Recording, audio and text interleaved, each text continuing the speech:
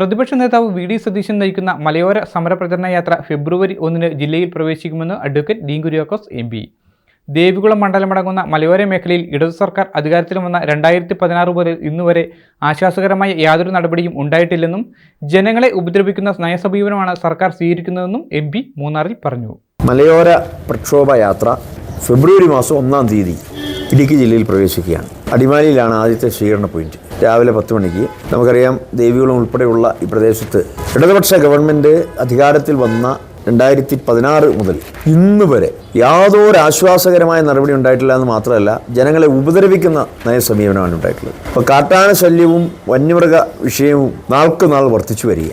എവിടെയാണ് എപ്പോഴാണ് കാട്ടാന ചവിട്ടി ആൾ മരണപ്പെടുന്നത്, പുലിയുടെ കടുവയുടെ ഒക്കെ ആക്രമണം ഉണ്ടാകുന്നത് എന്നൊന്നും ആർക്കും പറയാൻ പറ്റാത്ത, പ്രവചിക്കാൻ പറ്റാത്ത സ്ഥിതിയാണ്. ഇവിടെ വരുന്ന ടൂറിസ്റ്റുകൾക്ക് പോലും നേരാവണ്ണം ഇവിടെ സഞ്ചരിക്കാനുള്ള ഒരു സാഹചര്യമില്ല. ഇത്തരം ഒരു പശ്ചാത്തലം സൃഷ്ടിച്ചു വരുത്തിയത് ഈ ഗവൺമെൻറ്റാണ്. നമുക്ക് ജീവിക്കാൻ പറ്റാത്ത വിധത്തിൽ തന്നെ കെട്ടിട നിർമ്മാണ നിരോധന നിയമം അടിച്ചേൽപ്പിക്കുന്നു. അതോടൊപ്പം പട്ടയ നടപടികൾ മരവിപ്പിക്കുന്നു.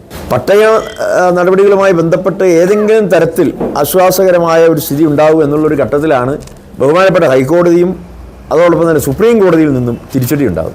13 പഞ്ചായത്തുകളിൽ സമ്പൂർണ്ണമായ നിർമ്മാണ നിരോധനം അടിച്ചേൽപ്പിച്ചു. അതെല്ലാം റെഡ് സോണിൽ ഉൾക്കൊള്ളിച്ചു. ദേവികുളം നിയോജക മണ്ഡലത്തിലാണ് ബഹുഭൂരിപക്ഷം. പിന്നെ അതിനപ്പുറത്ത് ഉടുമ്പൻചോല പഞ്ചായത്തും രാജകുമാരി മാത്രമേ ഉള്ളൂ.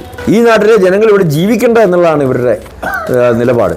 ഫെബ്രുവരി 1-ാം തീയതി രാവിലെ അടിമാലിയിലും പിന്നീട് കട്ടപ്പനയിലും അതിനുശേഷം കുമളിയിലും 3 പ്രധാനപ്പെട്ട സ്വീകരണ കേന്ദ്രങ്ങളിൽ 10,000-കണക്കിന് വരുന്ന ജനാധിപത്യ വിശ്വാസികൾ ഒരുമിച്ച് ചേർന്ന് ഇടതു സർക്കാരിനെതിരായിട്ടുള്ള പ്രതിഷേധം രേഖപ്പെടുത്തും. എല്ലായിടത്തും വൈഫൈ, എല്ലാത്തും ഇന്റർനെറ്റായേ, നാട് മുഴുവൻ ഡിജിറ്റൽ.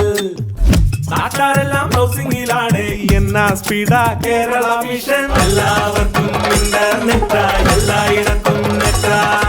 കേരള വിഷൻ നവകേരള പ്ലാൻ വെറും 199 രൂപയ്ക്ക്.